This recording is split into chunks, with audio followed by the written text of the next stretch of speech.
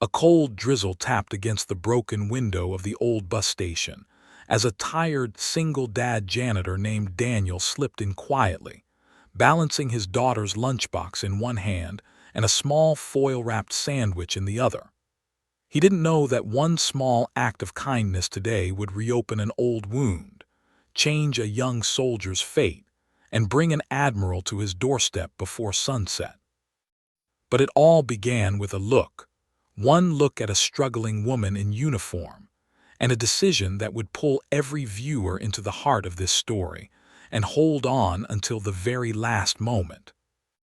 Daniel wiped rain from his sleeves as he walked through the bus station hallway, humming softly so his 8-year-old daughter, Lily, wouldn't sense the worry he always hid behind a brave smile.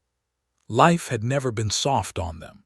After his wife passed away 3 years ago, Daniel worked 2 jobs, sometimes 3, anything that kept food on the table and Lily in school. This morning he had started early as usual, pushing his mop cart through the silent terminal, when he saw her, sitting alone on a bench near Gate 4, her uniform soaked, her hands trembling ever so slightly. A young soldier, clearly exhausted, biting her lip as if trying not to cry. For a moment Daniel thought she might be hurt, but then he noticed her staring at a vending machine like it was a treasure locked behind glass. She reached into her pocket, pulled out a few coins, and closed her fist around them with a defeated sigh. He didn't know her name, he didn't know her story, but something about the way she sat, curled in on herself, shoulders shaking as she tried to look strong, hit him right in the place he tried hardest to ignore, the place that remembered what it felt like to be lost. Daniel approached slowly, not wanting to startle her. "Rough morning?" he asked softly. She glanced up, eyes red-rimmed yet sharp with discipline. "I'll be fine," she muttered, "just waiting for a ride." Her stomach growled loudly, betraying her. She winced, embarrassed. Daniel smiled gently and held out his breakfast, the only meal he had brought for his long shift. "Here, you need this more than I do."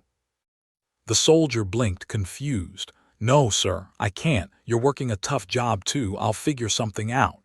But Daniel simply placed the warm sandwich on the bench beside her. "We all figure things out," he said quietly. "Doesn't mean we can't get a little help." He turned to leave, but her voice stopped him. "Why would you do that for me?" Daniel shrugged. "Because someone once did it for me." And then he walked away before she could protest again. What he didn't see was the way her hands trembled as she unwrapped the sandwich, or the tear that slipped down her cheek as she took the first bite. For the first time in months, the warmth spreading through her wasn't just from food, it was from being seen. Her name was Claire, a tough young soldier who had taken an overnight bus because she couldn't afford a flight. She was supposed to meet her father later that day, her father, an admiral whose approval always felt just out of reach. The man who believed strength was proven in silence, but Claire had been struggling for months. Exhaustion, doubt, a deep loneliness that even her uniform couldn't hide. And now a stranger, just a janitor, had offered her more comfort in 30 seconds than anyone else had in weeks. She watched Daniel work across the room, humming softly, occasionally checking on his daughter's homework with patient gentleness. Something about the man unsettled her, not in a bad way, but in a way that made her chest ache. Someone like him should have been the one getting help, not giving it. Hours passed and Claire never got the chance to thank him properly, because before she could stand up, a procession of security officers rushed into the terminal, scanning the room. Claire stiffened. She recognized their uniforms, and when her father entered, the Admiral himself, her heart hit her ribs. His eyes were stormy, searching for her. When he found her, his expression softened just a fraction. "Claire, I've been looking everywhere." She tried to stand tall. "Sir, I ran into some delays." But her father wasn't listening. His gaze had shifted to the janitor who was lifting Lily so she could reach the water fountain button. The Admiral's voice dropped. "Do you know that man?" Claire swallowed. Only that he gave me breakfast when I needed it. Something in the Admiral's expression changed entirely. He walked straight toward Daniel. Daniel froze, unsure what was happening, gripping his mop handle like a shield. The Admiral stopped in front of him. "I hear you helped my daughter this morning." Claire blinked. The Admiral never admitted vulnerability, never said "my daughter" with that kind of weight. Daniel nodded slowly. "She needed a meal, that's all." The Admiral studied him with a sharp gaze that could cut through steel. "No, that isn't all." He glanced at Lily, at Daniel's worn uniform, at the tired but kind eyes of a man who had given from the little he had. "You gave what most people refuse to give, a piece of your day, a piece of your hope." Daniel shifted uncomfortably.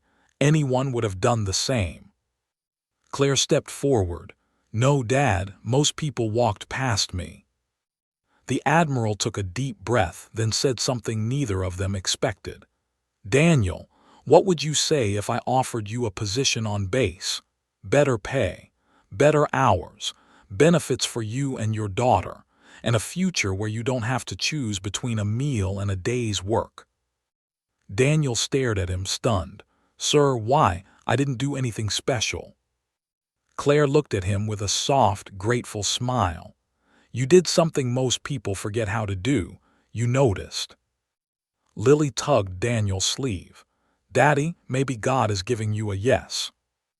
For the first time in years, Daniel felt breath leave his lungs in a way that wasn't from exhaustion, but relief, hope, maybe even healing. The Admiral extended his hand. Daniel took it slowly, feeling the weight of a new beginning settle into his palm. Claire wiped her cheek again, but this time it wasn't from pain. By the time the sun set, Daniel had a new job. Claire had a renewed sense of strength, and a family, broken in different ways, found pieces of themselves in a bus station on a rainy morning. And all of it happened because a single dad janitor gave away his breakfast.